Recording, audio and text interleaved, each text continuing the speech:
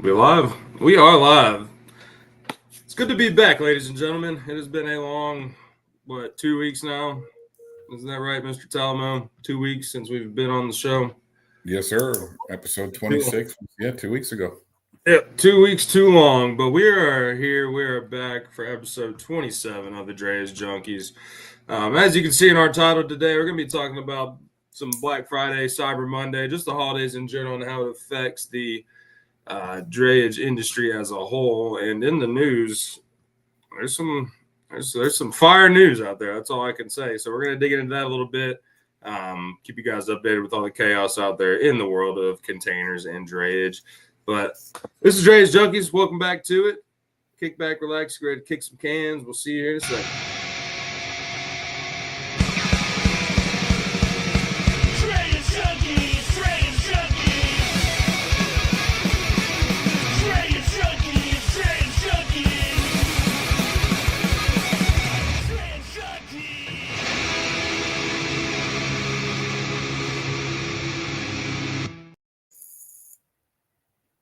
What's up, buddy? Oh, just another day in paradise, man. I'm whooped from the weekend, but I'm glad to be back from the holidays, back to reality. You got a little mac and cheese on your beard, buddy. You've been I know, dude. I know. I'm about to turn into some mac and cheese, man. It's been, we're in the leftover season right now. So just trying to, I don't like wasting food, but it's getting old, man. It's getting old. But how was your Thanksgiving? It was good. It was good. It was long. A lot of football, a lot of hanging out, friends, family, the whole nine. Didn't get any snow. I wish we would have. It was all rainy and stuff, but whatever. Perfect. And you stayed up in Tennessee, or did you go to Georgia? Or? I stayed here in Tennessee, yeah. I think I might be going down to Georgia for Christmas, though. I'm not quite sure yet. Look, you get out of here. Yeah, man. How about yourself? You're in Georgia. Yeah, we went to my sister-in-law's and brother-in-law's house in Georgia, so that was a good time. It's always nice to sit back and just have people cater to you with food. So they do. My sister-in-law, my wife, and my mother-in-law, they do a great job of putting together a nice feast for us. So, and then we got to go Friday and watch the Bulldogs put a whooping on the Georgia Tech. That was a good game. I didn't really know who I was rooting for in that game, truth be told. But, oh, shit, this is about to play loud. Sorry, I'm trying to get all these lives shared out. But, yeah, that looks like a good time, man. I had a bunch of friends that were at that game. Yeah, it was a blast. I was hoping to go back. I don't know if I'm going to or not, but hoping to go back maybe for the SEC championship now that it's Georgia versus Alabama. That'll be a good game, man. Who do you think's going to win? Oh, I got to root for the Dogs, man. How would that Roll Tide shit? I hope they both lose. But, nah. Yeah, I'd have to go for Georgia in that one. About tired of the Tide. Been tired of the Alabama Crimson Tide, dude. But well, that's good, man. That's good. Glad y'all had a great week, great weekend. Yeah. But as the Thanksgiving holiday kind of ended on Thursday, right? What happens on Friday, right? Everybody goes out and does their Black Friday shopping, and go Buckeyes. Yeah. I was there. I was at a Barstool's bar downtown Nashville, and ton of Ohio State and Michigan fans just going at it. It was classic. But sorry to cut you off there, man. No. Sorry. Yeah, no. I was just thinking about drayage, right, and all the stuff that happens when you think about everybody going out there doing their Black Friday shopping, and at some point, all that stuff was on a container, and the joys of the congestions of the holiday season when it relates to the congestion at the ports and all that stuff. So we can dive in and talk about that a little bit today. Yep. Brian, if you want to pull up our news article for today, kind of kick it off. No, this isn't necessarily peak season, but we have had a couple other stories like this that we're rolling into the peak season. So, where is it? Hold on, pull up the main trucking news hub one first. Sorry, before it actually. There you go. Yep. Yep, as always, news brought to you by truckandnewshub.com, the official news source of the Drayage Junkies and the Lounge Media Group shows, such as Logistics Lounge, and brought to you by Road Dog Coffee Company. But today, we got a story out of the Port of Long Beach. One container ship catches fire, the Henry Hudson. This happened on the 21st of November. One's container ship, the one Henry Hudson, has experienced an electrical fire that started below the deck after the vessel was moored at the Port of Los Angeles. This broke out at about 6:30 local time, and it kept burning until a major explosion happened mid-deck at about 8 o'clock, and this knocked out complete power of the vessel. So, no lights, no crane. So, Brian, if you can zoom in a little bit right there, you can see the firefighters down there, and it just kind of shows the scale of how big this was. I mean, how many fire trucks do you think you're seeing right there, Steve? Like 5, 6, 7, 8.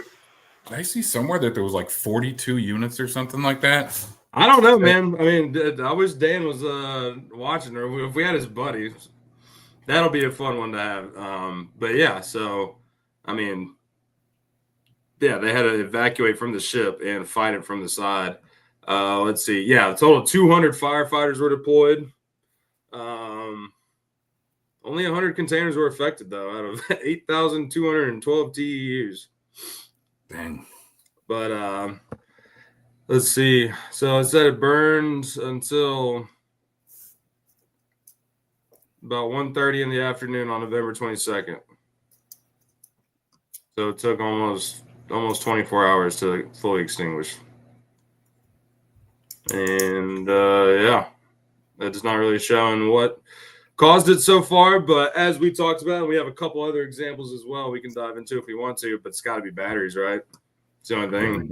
Yeah, I mean, think about it, right? I mean, all these lithium batteries, we see it all the time with the electric cars on the side of the road, and we'll bring this all back to kind of Black Friday and the holiday shopping. But I mean, all this stuff causes delays, right? But we hear it all the time with the cars on the side of the road that the electric vehicles, and now you go and throw those lithium batteries on these vessels, and it causes nightmares, right? So if you think about what was that ship, Brian, you can pull it up. It was back in 2022, right? It had that would be the Felicity Ace.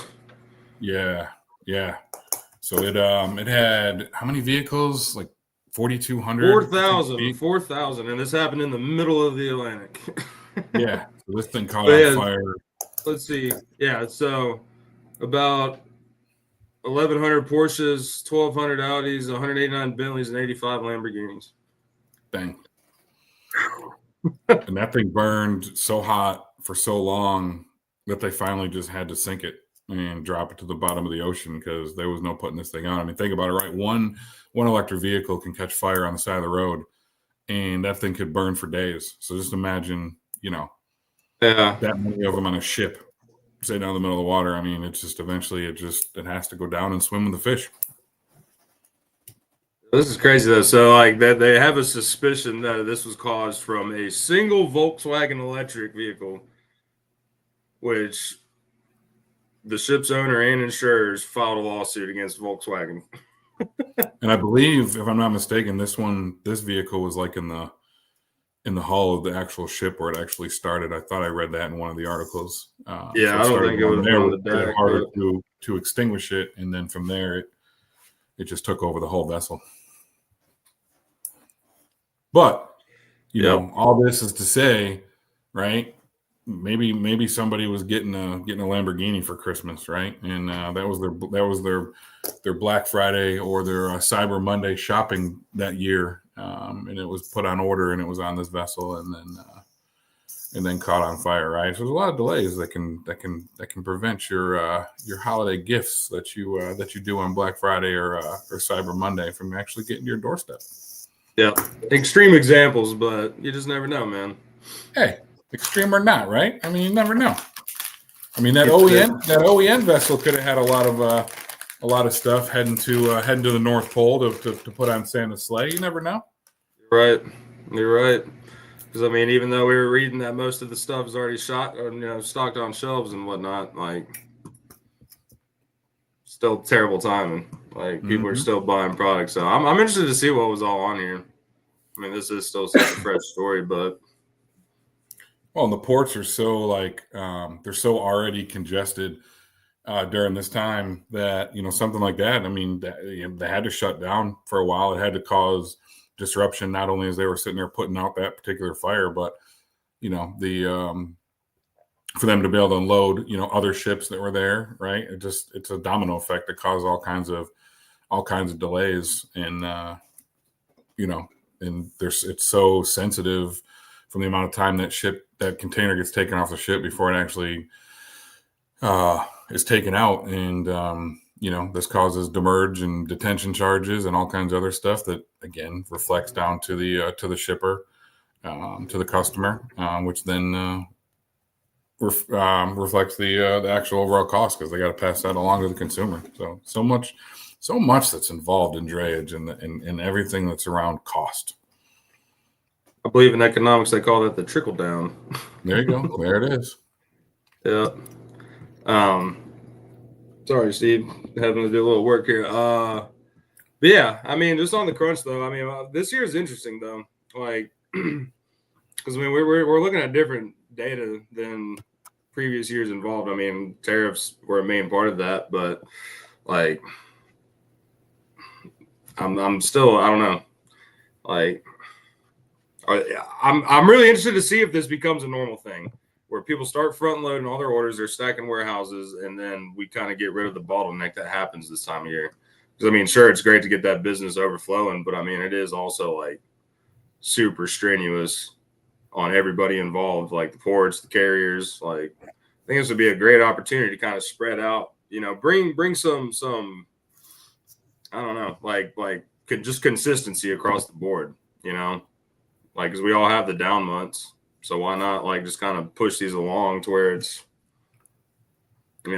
not getting hit with these higher rates and all this, risk of late deliveries and, these carriers taking advantage of the higher rates because everybody's taking vacation. Like, well, and everybody's trying to, every carrier is trying to get as much in possibly this time of the year. And there's a lot out there, right? To move, but you're limited on what you can move because you get so many delays, right? So because there's so much traffic inside the ports, there's congestion inside the ports, which then you get delayed on how many you can actually turn in a day. There may be some that have on wheels, so then you get into chassis shortages, which then causes delays, and then you have your ports that they actually have to make appointments for. Right now, returning empties now become a delay. So this is a gamble, and these months are definitely the gamble for carriers that are trying to get as much in and bankroll as much in before the new year starts, because then when you typically in the drayage world you have your Chinese New Year where a lot of the volume slows down, a lot of the movements slow down, and carriers have to then try to scramble to get some other stuff to keep the business rolling and the money coming in. The wheels aren't turning normally. So, what does that mean during this time of the year when they front loaded some of that stuff and maybe the volume wasn't quite there as much as it was, this year is in the past? I'd love to see when the numbers actually come out. What this holiday season actually looked like total during the regular, holiday months compared to what they actually moved earlier in the month. That makes sense. Yeah, I mean, I think the forecast was like going to be down like 4% or something like that. So nothing insane, but I mean, but was that a true 4% just during this time frame, or was that, if you look at July and August, that was up significantly, right? Is that? Yeah, that's what I'm saying. Yeah, no, it was a forecast. Like, remember, it was that day that we had the doom and gloom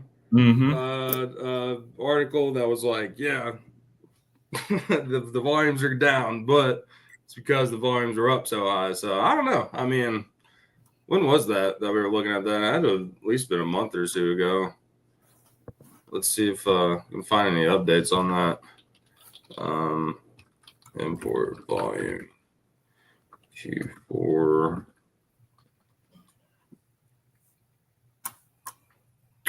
Let's see. Okay, yeah, so it's forecast compared to total volume approximately. Oh shit. Okay, yeah, so this is actually pretty nuts. So the forecast as of right now, this can't be for, I guess it could be. Saying it's gonna be down like 19% for November and December, both months, year over year.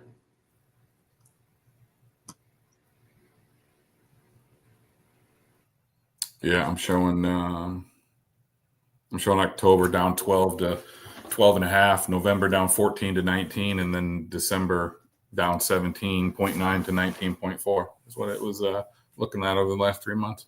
Yeah, but I wonder if the like how is that split up though? Like, is that for, it's like Long Beach taking a harder hit than most, and now it's kind of calculating across, like blanketing the entire industry on this.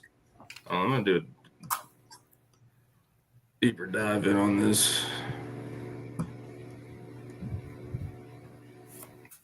Mm-hmm. And you also got to wonder too is one of the things that people don't look at too, right? Is, are people buying more and more, made in America, less imported stuff, right? So where you can look at stats, and depending on what information you put in when you're researching it, right, it's going to give you a number, right? So in this case, like I've talked about it the last couple months, right? I mean, this year, at least the last half of this year, our business was typically 30% or 70% import, 30% export. Over the last several months out of this year, pretty much majority of this year, it's literally flipped it, and it's been 70% export, 30% imports for us, for Cleve's business. So what does that look like across the board, right? Is drayage in the import export business say down, but the local moves, the over the road stuff has been up, right? Because people are buying more local stuff, right? Less more made in America stuff, less import material, right? I mean, how do you get that information and put all that together on one report, right? Just the total economics of the country would be interesting to see.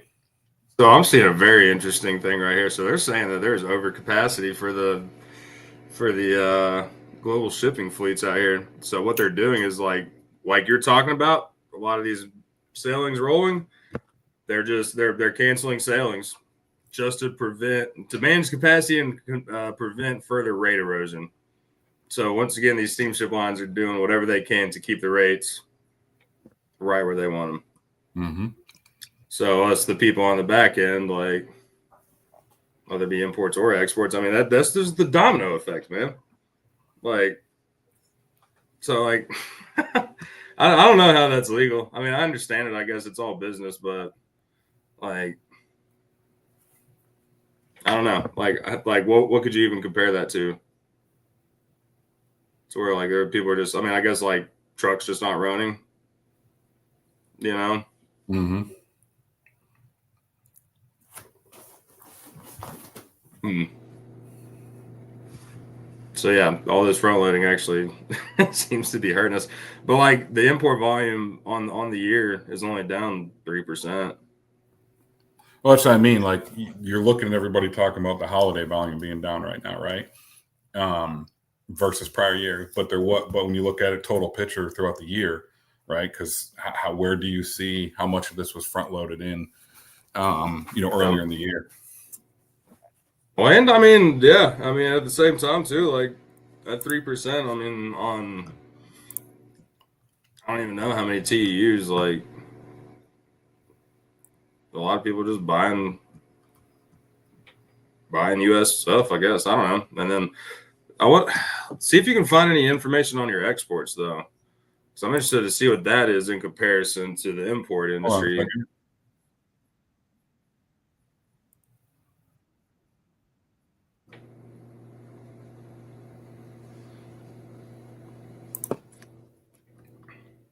Sorry, I just had a big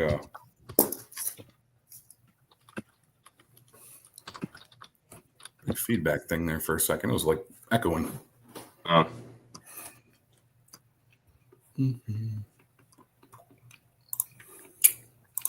Import.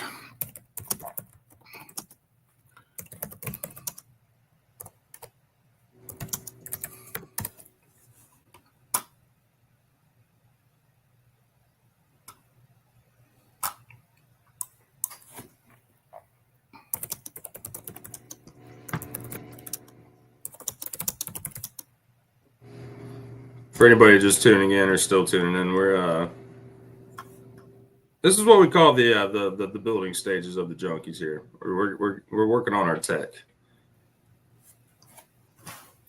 Every now and then we get a topic that we just like to just kind of just get on here and just free fall it and freestyle it and just see what information we can come up with while we're on the show. We like to do this every now and then. We don't have an actual guest come on and talk about something, which next week. This is like study hall. It's like study hall. Yeah. Next Tuesday, we're actually going to bring on some out of gauge experts, both in the over the road out of gauge and heavy haul, and container heavy haul as well. So I'm excited to have them come on next week and talk heavy haul with us. My buddy Brandon and Kevin will be here, and I think they got some friends they're bringing with us as well to talk heavy haul stuff with us. So that'll be fun. And then hopefully this is when it gets fun. Yes, no, I'll be back the week after. Forgot I got that truck show in Alabama next week. Which one? It's that it's like that toy drive one that's at that truck stop down in like Pell City or something. I don't know. It's off I-20 in Alabama. But I'm gonna drive down there. When you going to that? I think the show's on Friday or Saturday. I don't know. It's only for like a day though. I think it's Saturday, but I was gonna go down like Friday probably and then drive over to Georgia after the show on Saturday.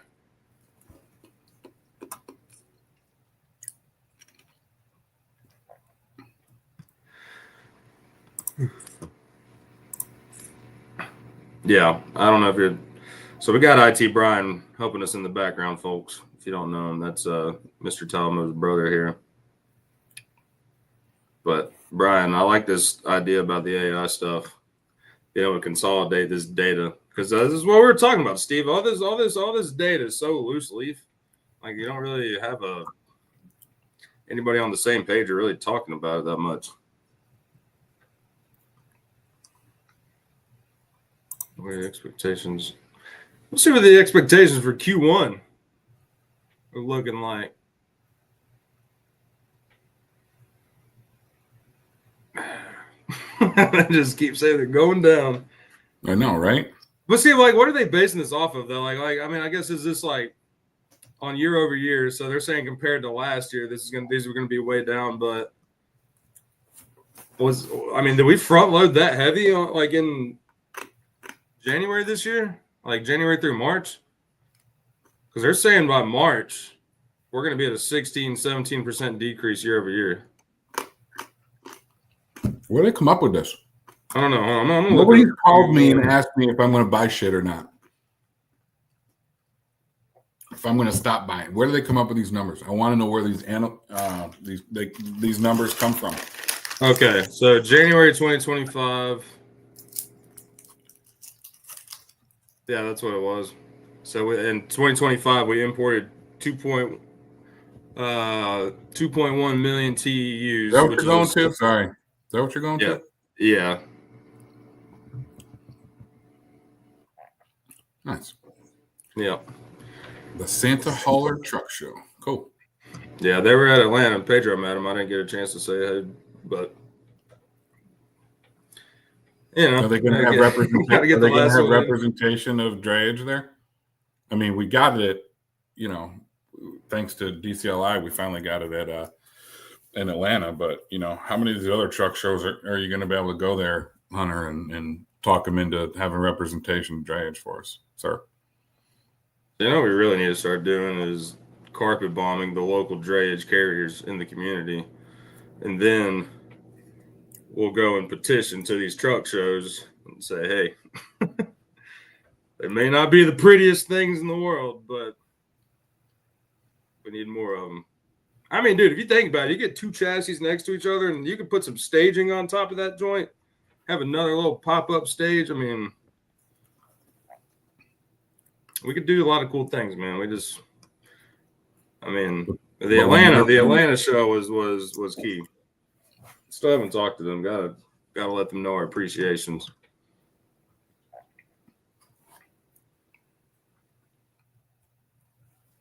What's up to our 4 people on YouTube? If you got any insights for us, let us know. But yeah, so I'm looking at this, Steve. So January 2025, it was an 8% increase year over year. So and that was at 2.1 million TEUs. The forecast for 2026 is 1.98 million TEUs, which is an 11% decrease. So I don't know how that math works. That's not. I'm going from a 7% increase to an 11% decrease.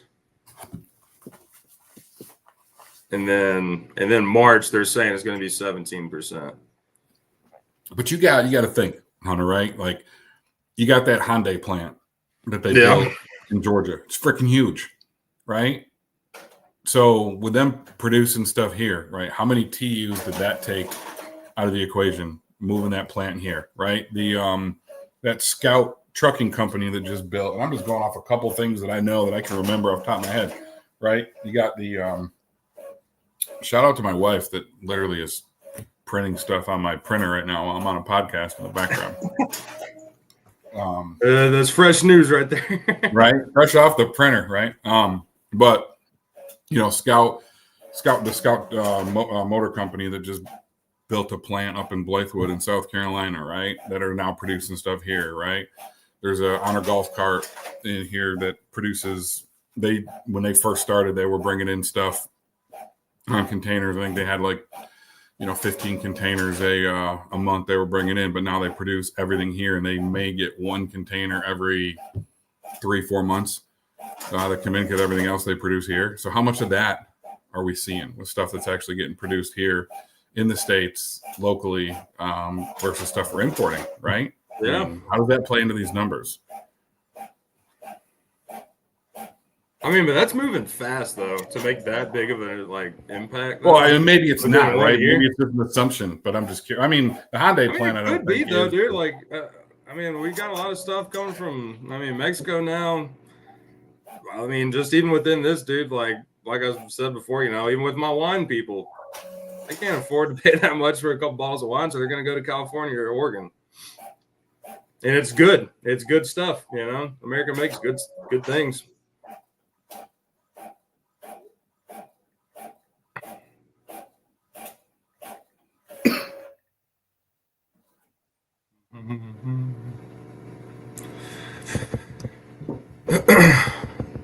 Let's see.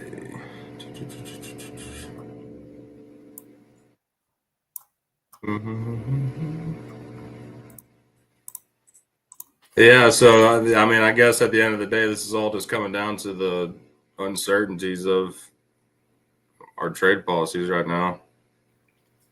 But is it the uncertainty? People scared. That's why they're these assumptions. Yeah, people just aren't buying. People just aren't planning in the future like they used to, man. I remember even back, pre-COVID, you got a year-long contract. Hey, we're sending this. It's all coming. But now people are scared to do that. Which I could see that, especially after COVID. I don't even know if I'd accept a 3-month contract with the steamship line.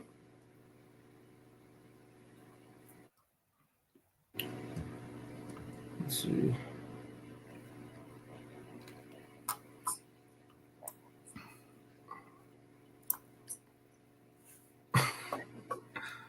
Well, yeah, and then we slapped an additional 25% tariff on India. That took place last month, so they got a 50% tariff rate now. Well, what does it say in there? Because I think part of that has to do with the fact that they were they were kind of moving stuff from China to India and then sending it from India to here to kind of. I think there was a little bit of a partnership between China and India with some of that. I'm not some things I read on that before. Let's see how much. Okay, so I was about to see if they had any stake in Indian ports, but they don't. But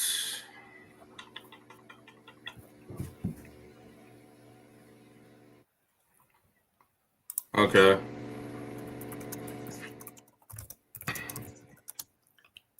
Let's see. The IOR. Yeah, so all right, so like I was talking to you about with this that Greek port that China just got 60% stake of. Mm-hmm. So I think it's kind of the same thing. This is like the Cold War that we're seeing now, kind of. So like 80% of China's energy imports come from the Indian Ocean region. So tacking 50% on anything from them could be a play to say, hey, play on our team or else we're not going to play nice with you anymore. But I don't know how much we're getting from India though. I know we do like a lot of garbage trade with them, and that's not even a joke. Like we send them our trash. I think we send China a lot of our trash too. I got a large import that comes out of India for granite.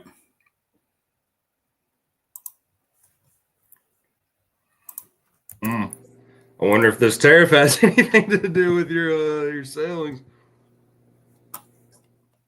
Well, you said you're importing from there, not that one's import. What is it? it? Now I know they were affected by that. What's your export that keeps getting bumped? Metal recycle.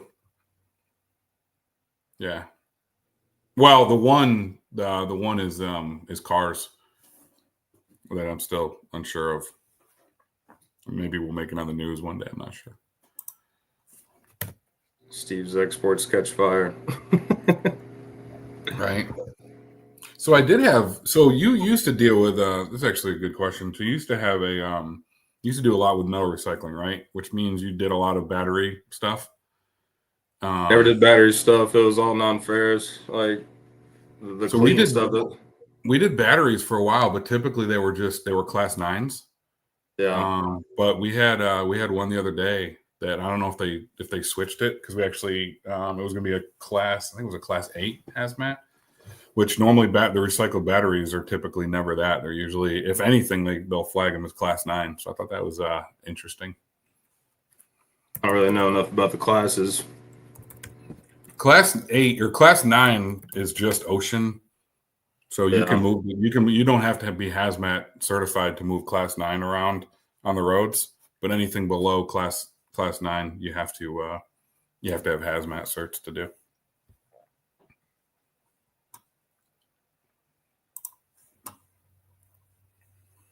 Wait, the steamship line has to have that, or what do you mean? No, the trucking company that moves it has to have that. Yeah. So you have to have. So when you're a trucking company, you have to be hazmat certified, both the driver and the company itself, to be able to move hazmat stuff around the country. But a class 9, you do not need hazmat certificates for the steamship line does, because it's basically class 9 is ocean. It's ocean hazmat, which means apparently it's pollutant to the fish, but not to the American people. If that makes sense.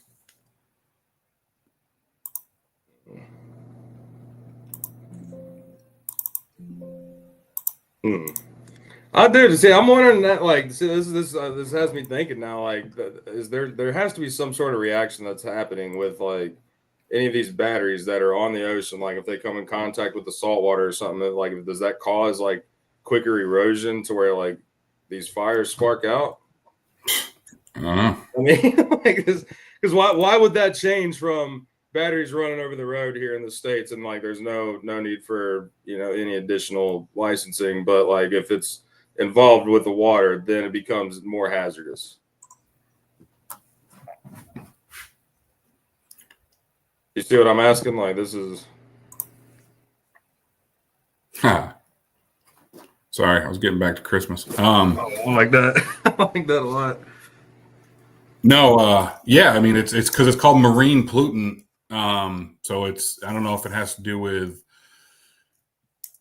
those coming in contact with the salt. What I mean, the recycled ones are always drained. I mean, I think they got a little bit stuff in there, but usually they're all just empty cell batteries when they do the recycled Oh, ones. yeah. I don't know why they would switch them. I mean, I get it if it's a true, a good battery.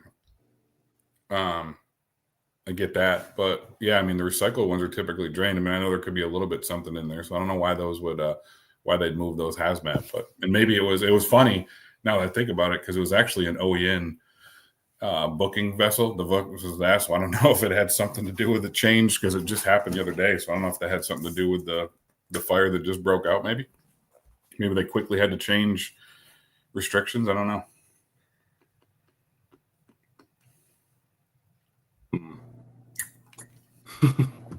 We're getting on to something here.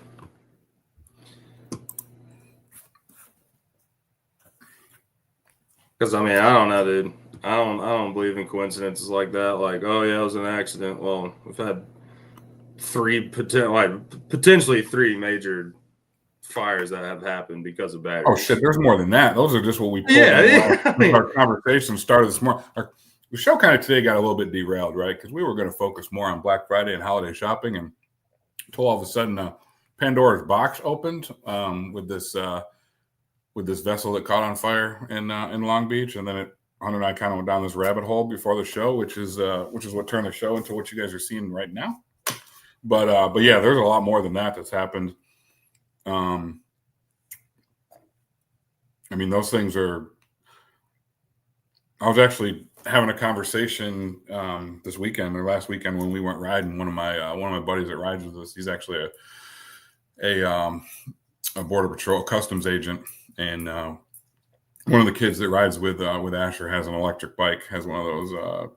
I forgot what the name of it is, but then we got talking about the batteries and stuff like that, and then he actually had mentioned one of the ships, and I'm not sure if it was. I don't think it was the one that we were just referencing there with the car batteries in there, but there was a container that caught fire. Because that was actually a container ship he was referencing that had caught fire, and in the hull of the boat with batteries in it, and they had to sink it because of that. So I think it happens more often than we think. Dude, all right, look at this article I just sent. Lithium batteries fires now the biggest cause of insurance claims on ships.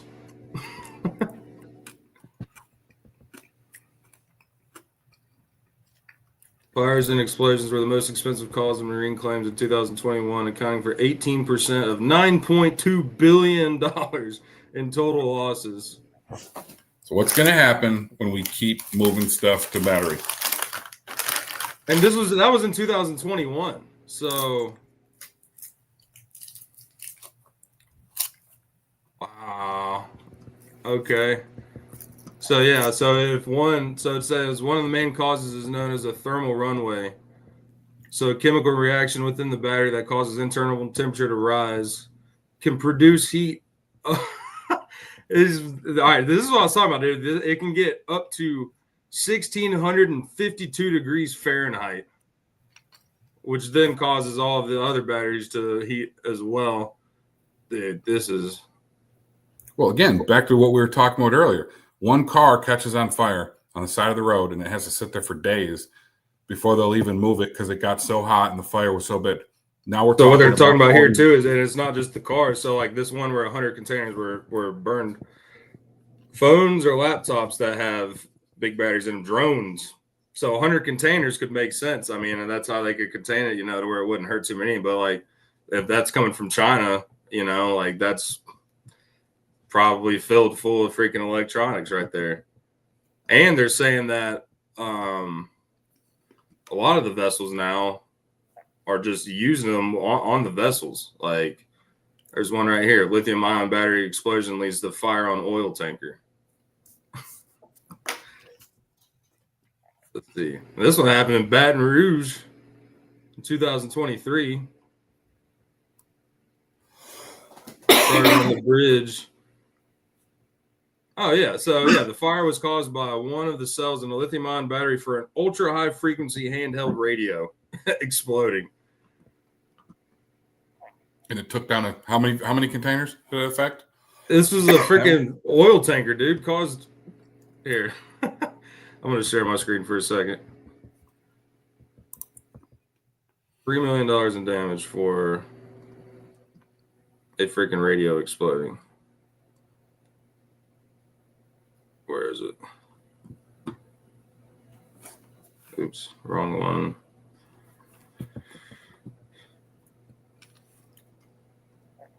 There we go. Yeah, so let me see if I can. Excuse me. Yep. So right here, I mean, just in the bridge, a radio exploded and $3 million in damage.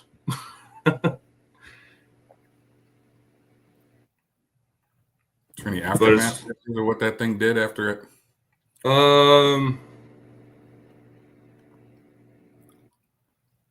Let's see.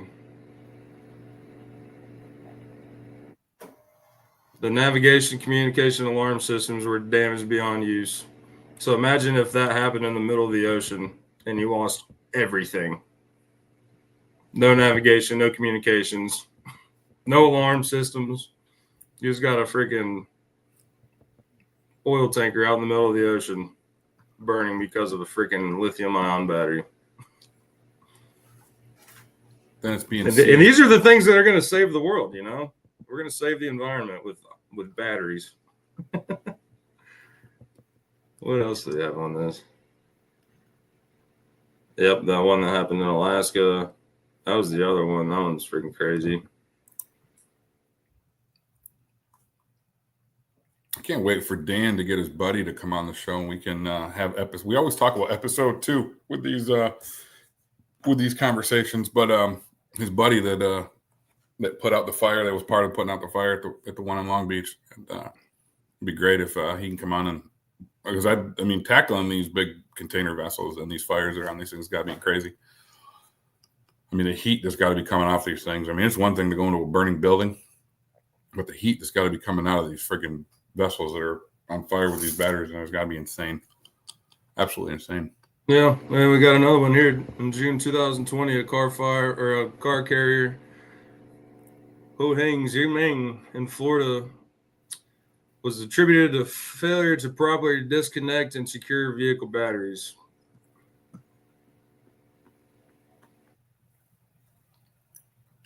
$40 million worth of damage. So here's what's interesting, Lo, and maybe new vehicles, you don't have to do that. I know when they move, like, because we move vehicles every now and then in containers, but I know when they're inside the sealed containers, they actually have to remove the batteries and all the gasoline out of them. So maybe they don't have to do that on these actual vehicle haulers themselves. Like, these aren't actually in containers, right? They drive these on. Yeah, no. So they drive it into. So it's actually crazy. If you go on YouTube and type in like car haulers, they have a team that pulls every single one of these cars in. So they're front to back, and then when they remove them, they just back them all out. But great question here. Will this trend impact carrier and or other brokerage insurance coverages, or even limit loads for any mobility or modality? My brain's not working right now for that word. That contain lithium elements. So if you're ever doing ocean, buy the insurance always. It's usually like $20 per container, per car, whatever. I don't know about cars, but if you're dealing with ocean, buy the insurance. Then you won't have to worry about it. Super cheap.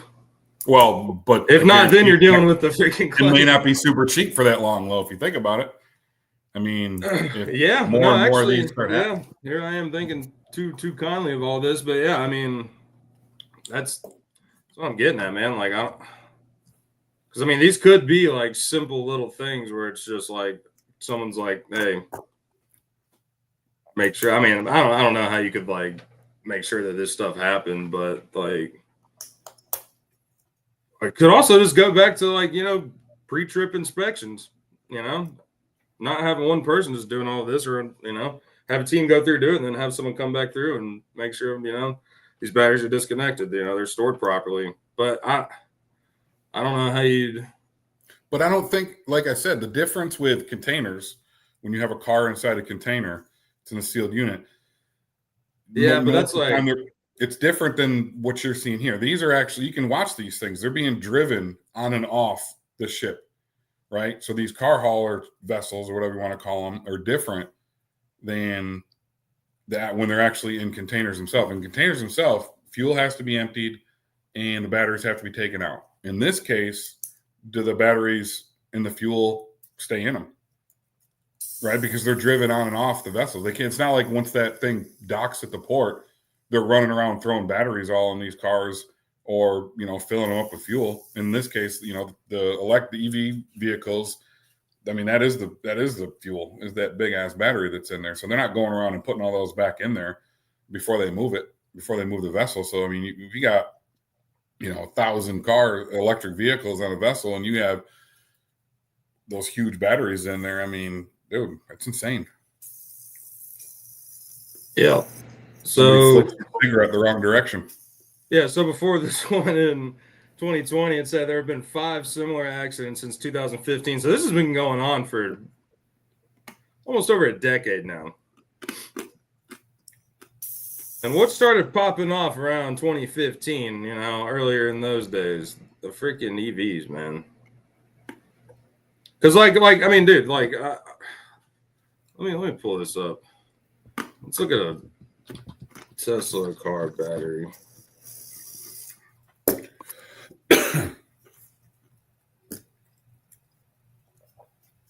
So that's what we're dealing with here. That's all batteries. So times how many was on that? How many was on that vessel? Would you say it was 4,000? Yeah. So you take that. I don't know if it was all EVs though, but they weren't all. Okay. Which one was that was the Midas one.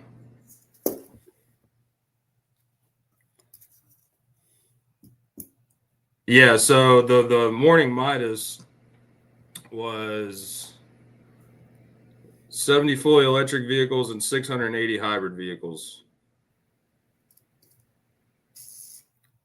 And I get the fire was initially reported on deck with the electric vehicles. So they had these electric vehicles on the deck.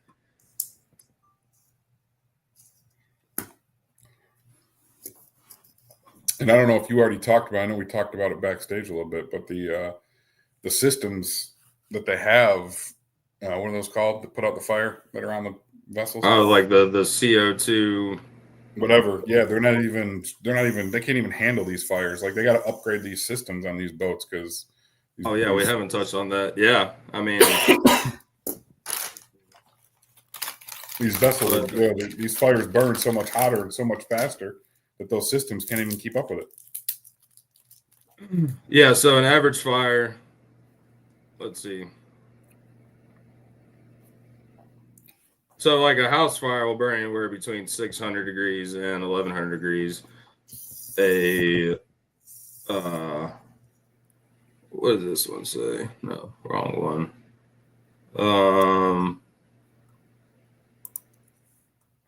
Where did I have that at? Oh yeah. A lithium fire burns from 900 to 1700 degrees Fahrenheit just about. How hot does the sun burn? Depends if you got L or not. Yeah, about 10,000 degrees Fahrenheit. But still, I mean, 1,700 degrees is no joke. I mean, like, I don't even know what you'd use to put that out at. So, like, when that one Tesla exploded in front of the Trump Hotel out there in Las Vegas, so our good buddies at Spillbully, they had like one of these blankets that the fire department uses, and it doesn't put it out; it just smolders it. But right. We need our friends. We need our friends Jessica and Natasha from Truck U to let us know what this is doing to the insurance company, to the insurance industry, I guess I should say. Yeah, because Well, I mean, this is clearly something that's like, I mean, but look at how expensive cars are getting now, man, and especially how electronic every single new vehicle is these days. Like, you telling me that a Ford F-150 stock should be $60,000 when 10, 15 years ago it was like what, $38,000 when it wasn't a freaking spaceship. That's nuts. So yeah, I think we're onto something here with this whole battery thing.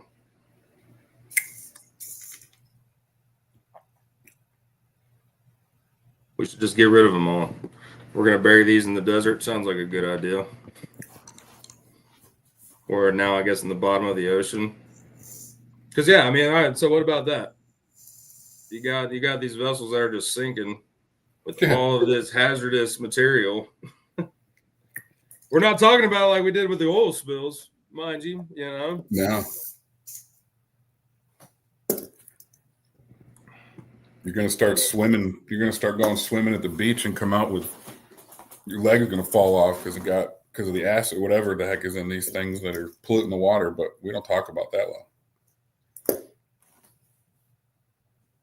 That gets us political. We don't go down that alley. That. Yeah. I'm digging on this.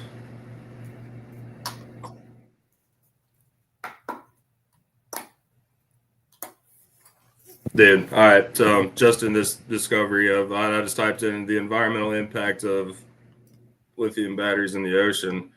So the environmental impact of lithium-ion batteries in the ocean includes the release of toxic heavy metals and chemicals that harm aquatic life, disrupt ecosystems, and can be passed up the food chain. When batteries are damaged or improperly disposed of, salt water can cause short circuiting, leading to thermal runaway and fire. That's scary. So yeah, I think that. Yeah, I mean, you got all these cars getting loaded in, sitting there, taking all that salt water on, which I mean, it's erosive. Mm-hmm. I don't know how fast that can happen, but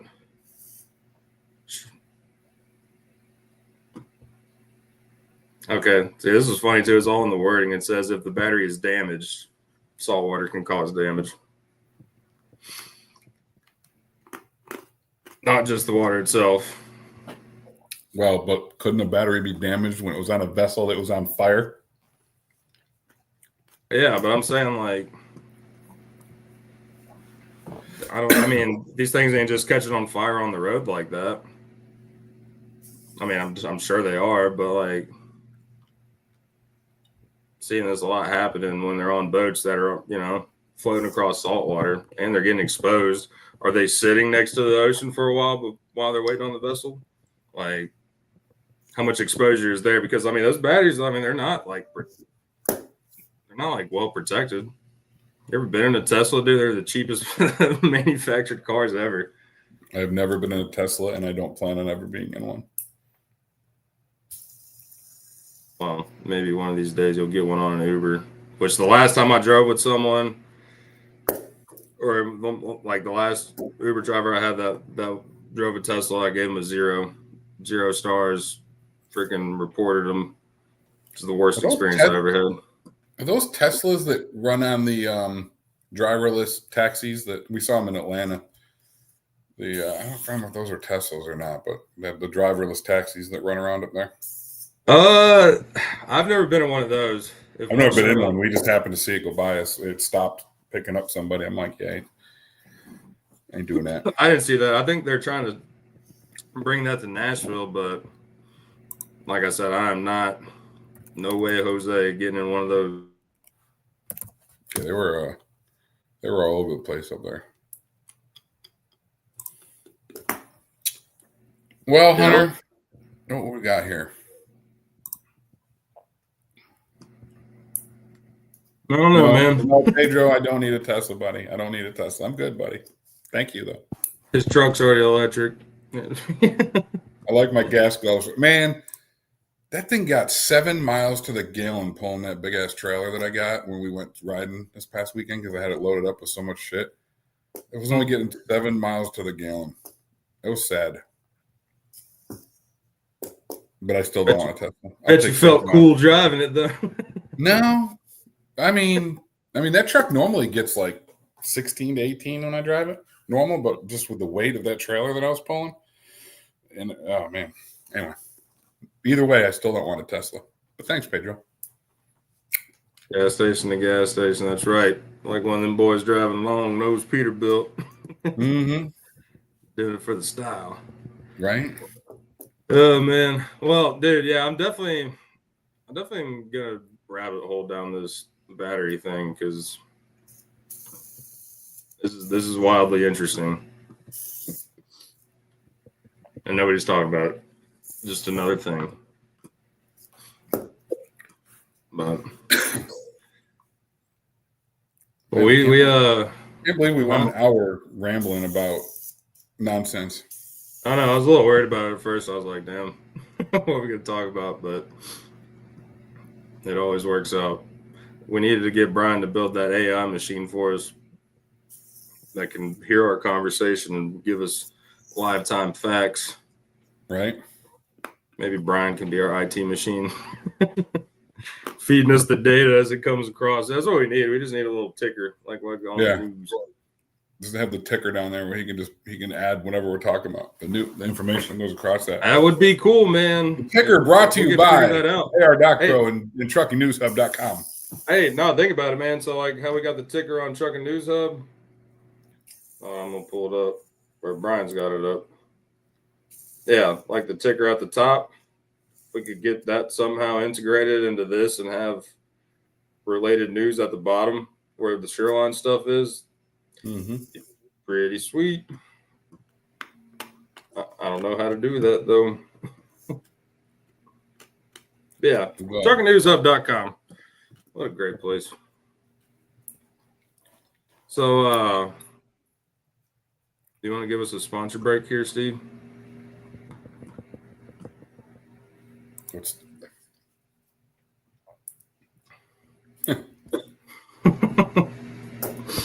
He ain't wrong there. No. Yeah, so the show today and every day is brought to us by our friends, Clint Weston and his team at Shoreline Capital. Of course, I don't remember how to play the... Go on the right side, media assets, and then click the video.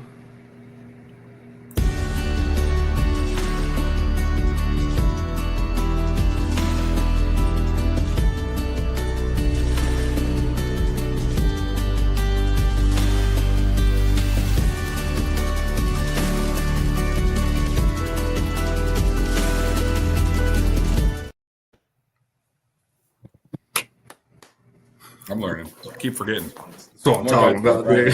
That I don't do all the time. Heck yeah. But well, appreciate Clint and his team for bringing this show to everybody every week. If you're in need of a factoring company, you really should reach out to them. They numbers down at the bottom, ShorelineCapital.com, 801-605-8822, or sales at ShorelineCapital.com. They are, and make sure you use that Shoreline 365 for your first invoice up to $2,000 free. Clint and his team do an amazing job, man. I got introduced to them almost 2 years ago now from you guys, and yeah, it's been an awesome experience. Yeah, man. Take it from the man's mouth himself, Mr. Talamo, Mr. Dirty Dray, Shoreline Capital. They're good for the world. It's good stuff. We're so easy to use. I know, man. I know. I almost want to find a way. I'm going to buy a truck just so I can factor it through Shoreline. Just so you can tell me, Hunter, that's a bad idea. Like, all right, we still got to call you on some business. It's cool. It is cool. Well, until next week, like I said, we'll have Brandon and Kevin on here with talking about heavy haul, and not only just over the road heavy haul, but also Kevin will tell us about some port stuff that he pulls out as well. So looking forward to them coming on. I think they got a few other guests that they're going to possibly bring with them as well. And yeah, until next time. Until next time. Well, thank you everybody for tuning in. If you're just now tuning in, go back, watch the show. I will warn you, it is a true rabbit hole of just everything Drayage, everything that's going on in the world that you're not going to find on the main news unless you go to trucknewshub.com. But until next time, everybody, glad to be back. Glad to have you back. Stay safe out there. And we will see y'all next week on the Drayage Junkies. Keep crushing them cans. We'll see y'all for 28.